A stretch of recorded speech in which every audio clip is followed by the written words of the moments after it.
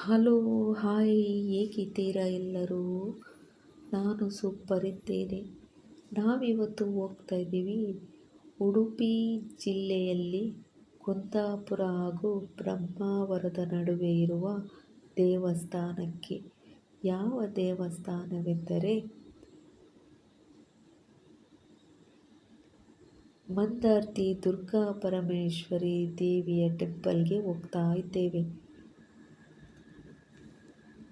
ಮಂದಾರ್ತಿ ದುರ್ಗಾ ಪರಮೇಶ್ವರಿ ದೇವಿಯ ಮಹಿಮೆ, ಇತಿಹಾಸ ಮತ್ತು ಪವಾಡಗಳನ್ನು ನಾನು ಸ್ವಲ್ಪ ನಿಮ್ಮ ಮುಂದೆ ಹಂಚಿಕೊಳ್ಳುತ್ತಾ ಇದ್ದೇನೆ.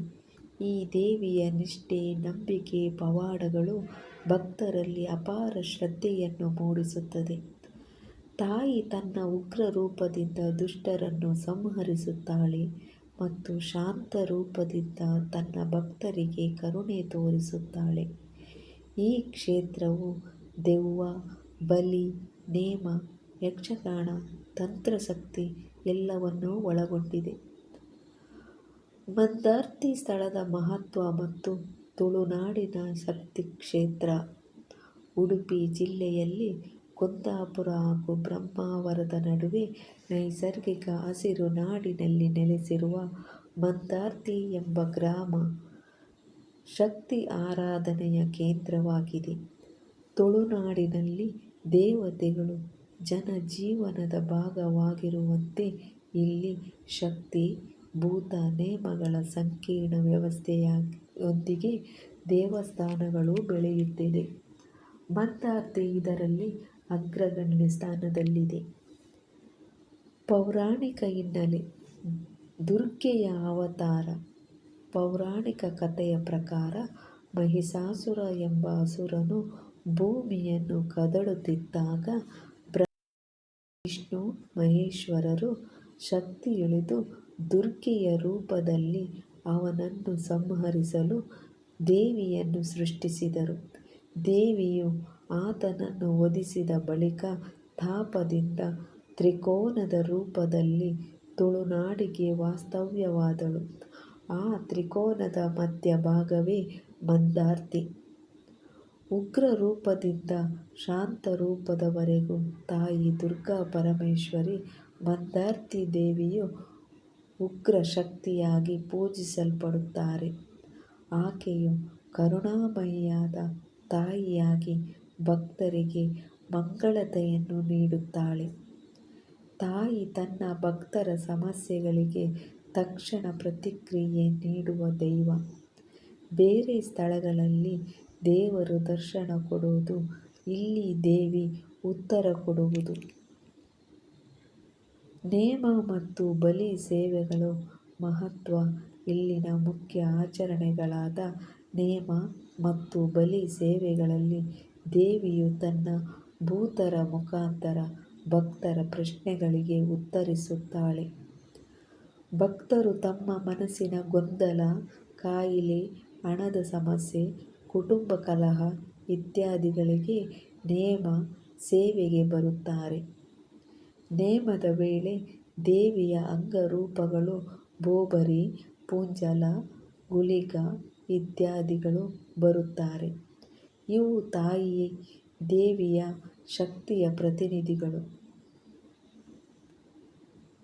ದೇವಿ ಕೋಪ ಶಾಂತಗೊಳಿಸುವ ವಿಧಿಗಳು. ಮಂದಾರ್ತಿಯಲ್ಲಿ ದೇವಿಯು ಬಹಳ ಉಗ್ರ ರೂಪದವಳಾಗಿ ನಂಬಲ್ಪಡುತ್ತಾಳೆ. ತಾಯಿ ಕೋಪಗೊಂಡರೆ ಊರಿನ ಕುಲುಮೆಯೂ ಬರುವುದಿಲ್ಲ, ಮಳೆ ಕೂಡ ಬಾರದು ಎನ್ನುತ್ತಾರೆ. ಆದ್ದರಿಂದ ವರ್ಷದಲ್ಲೊಮ್ಮೆ ಬಾರಿ ದೇವಿಯ ತೃಪ್ತಿಗಾಗಿ ವಿಶೇಷ ಬಲಿ ಸೇವೆ ನಡೆಯುತ್ತದೆ. ಬಲಿ ನಿಷೇಧದ ನಂತರ ಸಂಸ್ಕೃತಿಯ ಬದಲಾವಣೆ. ಹಳೆಯ ಕಾಲದಲ್ಲಿ ಮಾನವ ಬಲಿಗಳು ನಡೆದಿರುವ ದಾಖಲೆಗಳಿವೆ. ಇತ್ತೀಚಿನ ದಿನಗಳಲ್ಲಿ ಪಂಜುರ್ಲಿ, ಗುಳಿಗ ಮುಂತಾದ ಭೂತರಿಗೆ ಎಲೆಯನ್ನು ತೋರಿಸಿ ಬಲಿ ಸೇವೆಗಳನ್ನು ನಡೆಸಲಾಗುತ್ತಿದೆ. ಆದರೆ ಭಕ್ತರ ನಂಬಿಕೆ ಮಾತ್ರ ಕಡಿಮೆಯಾಗಿಲ್ಲ. ದೇವಿಗೆ ನೀಡುವ ಶುದ್ಧ ಹೃದಯದ ನಮನವೇ ಮುಖ್ಯವಾಗಿದೆ. ವಾರ್ಷಿಕ ಜಾತ್ರೆ ಮತ್ತು ಉತ್ಸವಗಳ ವೈಭವ. ಫೆಬ್ರವರಿ ತಿಂಗಳಲ್ಲಿ ನಡೆಯುವ ವಾರ್ಷಿಕ ಜಾತ್ರೆಯು ಈ ಕ್ಷೇತ್ರದ ಉತ್ಕೃಷ್ಟ ಪ್ರಯೋಜನವಾಗಿದೆ. ಜಾತ್ರೆ ವೇಳೆ ಸಾವಿರಾರು ಭಕ್ತರು ಕ್ಷೇತ್ರಕ್ಕೆ ಭೇಟಿ ನೀಡಿ ನೇಮ, ಯಕ್ಷಗಾನ, ಪಲ್ಲಕ್ಕಿ ಉತ್ಸವಗಳಲ್ಲಿ ಪಾಲ್ಗೊಳ್ಳುತ್ತಾರೆ. ದೇವಸ್ಥಾನದ ಪುರಾತನ ಉತ್ಸವ ಮೂರ್ತಿಯನ್ನು ಬಿನ್ನಾಣಿಯ ಮೂಲಕ ಊರಿನ ಬೀದಿಗಳಲ್ಲಿ ವೀಕ್ಷಿಸಿ ದೇವಿಯ ಮಹಿಮೆಯನ್ನು ಅನುಭವಿಸುತ್ತಾರೆ. ದೇವಸ್ಥಾನದ ಶಿಲ್ಪ ಹಾಗೂ ಗರ್ಭಗುಡಿ.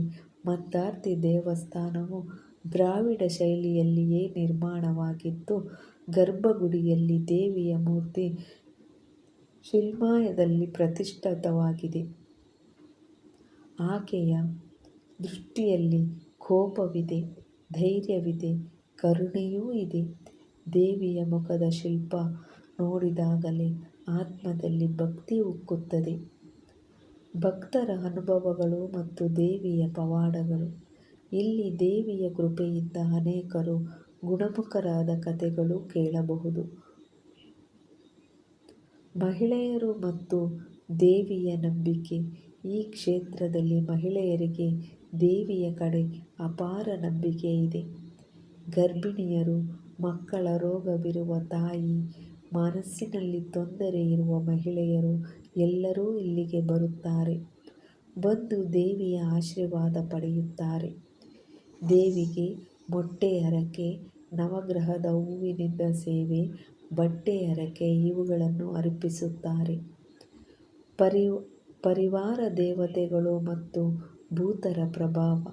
ಈ ಕ್ಷೇತ್ರದಲ್ಲಿ ದೇವಿಯೊಂದಿಗೆ ಪರಿವಾರ ದೇವತೆಗಳು ವೀರಭದ್ರ, ಗಣಪತಿ, ನಾಗಬ್ರಹ್ಮ ಹಾಗೂ ಭೂತರು ಕೂಡ ಇದ್ದಾರೆ. ಈ ಭೂತರಿಗೆ ರಾತ್ರಿಯಲ್ಲಿ ವಿಶೇಷ ಬಲಿ ಸೇವೆ ನಡೆಯುತ್ತದೆ.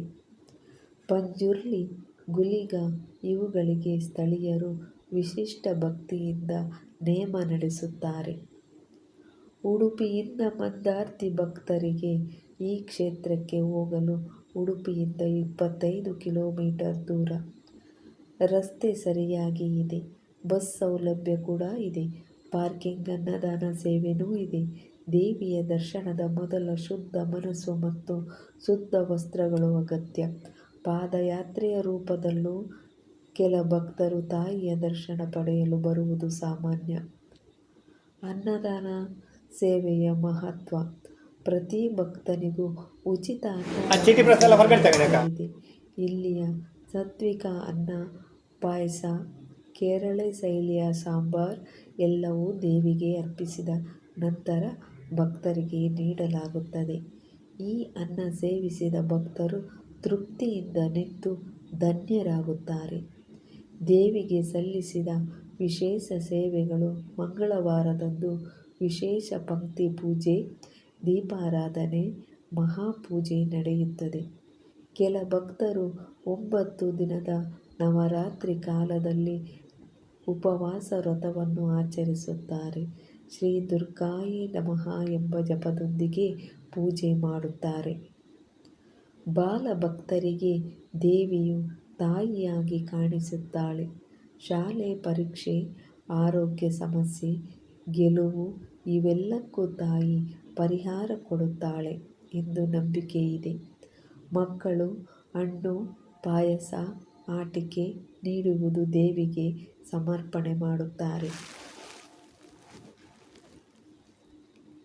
ಮಂದಾರ್ತಿ ದೇವಿಯು ಕೇವಲ ದೇವಾಲಯದ ಮೊರೆ ಹೋಗಿರುವ ಶಕ್ತಿಯಲ್ಲ. ಇವಳ ಹೆಸರು ಗ್ರಾಮ ದೇವತೆಯಾಗಿ ಪ್ರತಿಯೊಬ್ಬರ ಮನಸ್ಸಿನಲ್ಲಿ ನೆಲೆಯಾಗಿದೆ. ತಾಯಿಯ ಆಶೀರ್ವಾದದಿಂದ ನಮ್ಮ ಮನೆ ಸುರಕ್ಷಿತವಿದೆ ಎನ್ನುವ ನಂಬಿಕೆ ಪ್ರತಿ ಮನೆಯಲ್ಲೂ ಕೇಳಿಬರುತ್ತದೆ. ದೇವಿಯ ಸನ್ನಿಧಿ, ದೇವಿಯ ದರ್ಶನ, ಮೋಕ್ಷ ಪ್ರಾಪ್ತಿಗೆ ದೇವಿಯ ದರ್ಶನ ಮಹತ್ತರವಾಗಿದೆ. ತಾಯಿ ಕೇವಲ ಕಣ್ಣುಗಳ ಮುಂದೆ ಕಾಣುವವಳಲ್ಲ. ಆಕೆಯ ಶಕ್ತಿಯನ್ನು ಹೃದಯದಲ್ಲಿ ಅನುಭವಿಸಬೇಕು. ಭಕ್ತನ ಮನಸ್ಸಿನಲ್ಲಿ ಶ್ರದ್ಧೆ ಇದ್ದರೆ ತಾಯಿ ಅವನ ಬಳಿ ಸಹಜವಾಗಿ ಬರುತ್ತಾಳೆ. ಈ ವಿಡಿಯೋದಲ್ಲಿ ತುಳುನಾಡಿನ ಶಕ್ತಿ ಕ್ಷೇತ್ರವಾದ ಮಂದಾರ್ತಿ ದುರ್ಗಾ ಪರಮೇಶ್ವರಿ ದೇವಿಯ ಇತಿಹಾಸ, ಪೌರಾಣಿಕ ಮಹಿಮೆಯನ್ನು,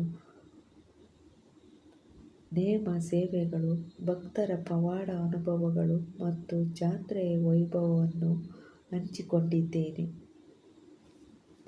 ಈ ವಿಡಿಯೋ ನಿಮಗೆ ಇಷ್ಟವಾದರೆ ಲೈಕ್ ಮಾಡಿ, ಶೇರ್ ಮಾಡಿ ಹಾಗೂ ಕಮೆಂಟಿನಲ್ಲಿ ತಿಳಿಸಿ.